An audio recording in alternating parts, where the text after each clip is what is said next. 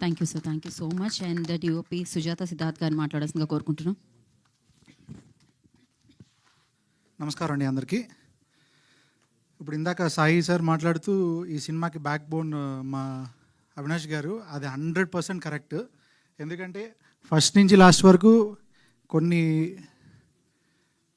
కొంతమంది వస్తూ వెళ్తూ జరుగుతూ, నేను కూడా ఈ సినిమాకి మధ్యలోంచి వచ్చిన వాడినే. సగం సినిమా వేరే వాళ్ళు షూట్ చేస్తే నన్ను మధ్యలో పిలిచారు, చూశాను. తర్వాత షూటింగ్ ప్రాసెస్లో సార్ నాకు అది కావాలి ఇది కావాలి, అప్పటికే బడ్జెట్ వైజ్ అదే ఇదైంది. కానీ ఆయన అసలు ఎక్కడ లాట్ ఆఫ్ ప్యాషన్, అర్ధరాత్రి 1-2 కూడా దీని గురించి మాట్లాడుతూ, దాన్ని వాడదాం, మళ్ళీ అది తీద్దాం, మళ్ళీ రీషూట్ చేద్దాం, మీకు ఇది నచ్చలేదా సార్ మళ్ళీ చేద్దాం అంటే, అంత ప్యాషన్ చాలా రేర్ పర్సన్స్కి, పర్టికులర్లీ వాళ్ళే మెయిన్ అన్నీ సమకూర్చుకుని చేసేవాళ్ళకి చాలా కష్టము. ఆయన డెసిషన్ తీసుకుంటూ దానికి శాంతన్ గారు కూడా సపోర్ట్ చేస్తూ, సో హ్యాపీ సార్ ఈ సినిమా నాకు వచ్చినందుకు, చేసినందుకు. అండ్ నాకు చోటా సార్ ఇది రావడానికి కృషి చేశారు. సో హ్యాపీ సార్, మీరు నాకు ఈ సినిమా సజెస్ట్ చేసినందుకు very happy and so happy to work with you sir.